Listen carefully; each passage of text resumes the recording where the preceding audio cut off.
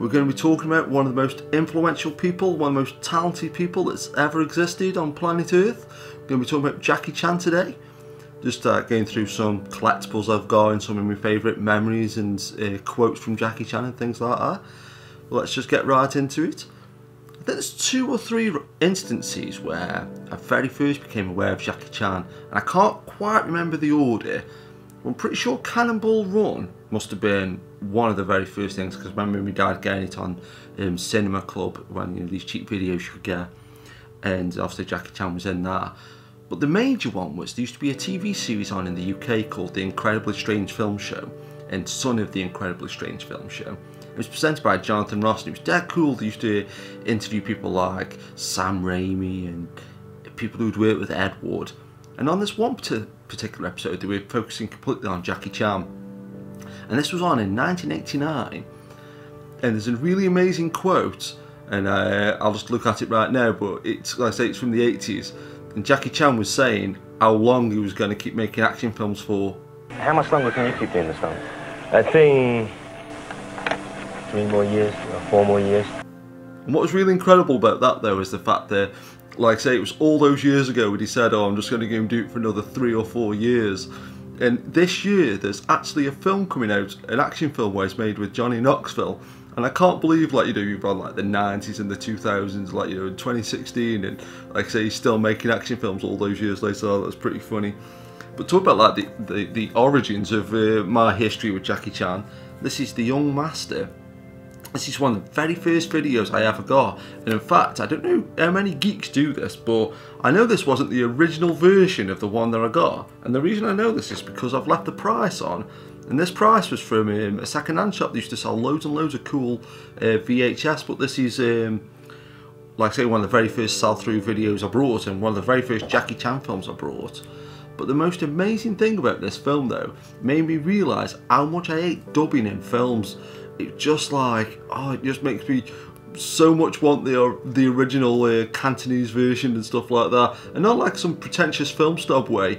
The weird thing about this is the only thing I remember about this film, probably because like the dubbing used to freak me out so much, was he did this cool thing where he was like going in this like sort of wooden bath, like, you know, sort of like this cool movement he was doing. I don't know why that sticks in my head with that, that's weird. But and I've had this magazine for a long time, and talk about geeky things, I thought leaving the price on something was geeky, but this is 10 times geekier. Is I've actually got favourite issues of magazines, and this is from February 1992. It's Combat. It's cool. I always like to keep this one handy because it's got Jeff Speakman on the front, and it's on about the perfect weapon, one of my favourite martial arts movies. But there's a great interview in here, and it's along the same lines as sort of that Jonathan Ross programme I was talking about, because there's some great quotes in this talking about like future projects that he was going to be doing. And one of it says he was going to be working on something called Fireman's Story, and he said he'd been talking to people at Mitsubishi for like lending some fire engines and stuff like that, and apparently the film studio said, oh, we don't want to do Fireman's Story, it won't be popular, and it never ever got made. But then there was a couple of other projects that he was talking about. He was saying he wanted to make a western called Western Story, and I assume that becomes Shanghai Noon. And then he said he wanted to do a story a bit like The Karate Kid. And there's a quote in here where it says, also, the Karate Kid series of films are now very successful, but if I do my film now, people will say I've copied. And the thing that really cracks me up though, especially reading that quote, is he made his own version of The Karate Kid.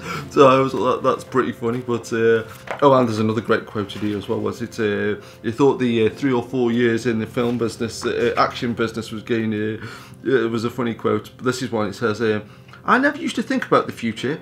1997 was it Escape from New York." Oh, and talk about like lost footage or lost movies. But if I'd been such a cheapskate and brought the Blu-ray version of The Karate Kid, or I should have said if I'd have brought the Blu-ray one and not the DVD, there's actually a deleted scene where he fights at the end. I've actually seen it on like YouTube and stuff, but I always wish I got the Blu-ray now because of that. It's actually a pretty good film, this, and there's a weird deleted scene in this. If you watch the original trailer, I think it's the first trailer for this film, you see Jackie Chan swat a fly against the wall, And Joe Esposito's The Best is playing on the radio, obviously from the '84 one, but that's not actually in the film, so that's kind of weird. This is nothing though as well. In my mind, I always think the sign of making it as like an iconic person, as if you become like part of an animated series. And I think Jackie Chan is up there with, I think it's happened to Michael Jackson, I think it's happened to Chuck Norris, I think that's happened to the Harlem Globetrotters. But yeah, they made a cartoon about Jackie Chan. He wasn't playing like, I know he's always called Jackie in his films, or most of his films, but it's actually a cartoon about Jackie Chan. It's pretty cool. And again, I always think like this is like a sign that you've truly made it, as if you get your own sort of magazine, which the Jackie Chan Adventures. There you got it came with all this kind of access to all this cool stuff. I wonder if this website's still there. Log on to our website, JackieChanMagazine.com. And it came with this really cool collector's tin. It's got a lot going on in there. It's actually got there's an issue of the magazine, completely sealed. So that's going to be worth well, the cards are sealed. It's going to be worth about £1. I've put that on eBay. I used to put DVDs in there, but then I realised I got way too many. But yeah, that's that. And I thought this was kind of incredible as well. He's actually made a film with Frank Sinatra. And I know people could actually say, oh, he's not even in the same scene as Frank Sinatra. But if you ever look at this footage, it's really strange. And I might be talking out of turn, I might be actually completely wrong. But it doesn't look like Frank Sinatra's in any of the scenes. He's in with the same people, like when he's talking to like Burt Reynolds and Sammy Davis Jr. And there's one point where you see him driving a car. I always feel like they were filmed completely separately than everybody else. So good enough for Burt Reynolds, good enough for Jackie Chan. They could say he made a film with Frank Sinatra. Pretty cool. And I always like to think that now, like you've seen so many different things that like. I think like, horror films don't really scare me much anymore. And, you think, oh, I've seen everything, that kind of thing. But the ending to Who Am I? Ooh, turn that Jackie Chan CD off. The ending to Who Am I still is one of the few things that actually makes me sort of gasp, is when he slides down the side of this building. The very first time I watched the film, I was like, oh, he's not going to slide down that building. And when he does, it was just literally like mind blown to me. I couldn't believe it. And when I watch that footage now, it's just like it's like one of the few films that actually still makes me do that. And talking about like that kind of experience though, when I went to see Rumble in the Bronx at the Odeon in Stoke, I've got to say that of all the different things I've seen at the cinema, like I've seen Cabinet of Dr. Caligari with live music by a band. I've seen like a digital version of Psycho where it was the most immaculate looking version of Psycho I've ever seen. I've seen John Carpenter's The Thing with a pint in my hand and stuff like that.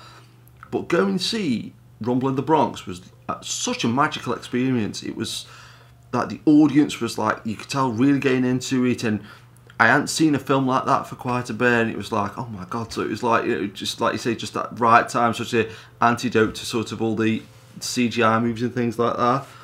But this is one film that always sticks in my mind as well. Again, not the original version. I brought this from CX, left the price on there, 75p. Always feel a bit guilty buying stuff from CX when it's cheap, because I know they didn't give the original person who took this in any money, but I'll have mine too late now. But because I do like a lot of commentaries and podcasts and stuff like that, I've always kind of liked this film anyway. But the commentary on here is kind of like so memorable to me for a couple of reasons. And one, it's just so sort of honest and frank, talk about the movie business and things like that. But like Jackie Chan's got this reputation for these amazing stunts and things like that. But I think he was kind of brave doing this commentary, because he's always kind of conscious about like his grasp of English, and he's saying like, sort of he can't do like drama films and things like that because like he don't think he could carry the dialogue and stuff like that. But if somebody said to me now, do a 2-hour commentary in Cantonese, I couldn't do it. But just like, amazing commentary on this. But the most incredible thing is, an earthquake happens when he's doing the commentary, and he carries on doing it. So even when he's just talking into a microphone, he's a total badass. But it's a cool film, it's worth checking out. But there are my Jackie Chan memories, and anybody who's got any cool Jackie Chan anecdotes or stories, or Jackie Chan, leave a comment. I tell you what, if Jackie Chan leaves a comment on this video, it's going to be the best video of all time, but as Jackie Chan would say, keep it locked. They sort of say to them, well, if this big-nosed guy, this ugly guy can make it, well, it gives them hope, you know, that they too maybe someday can make it.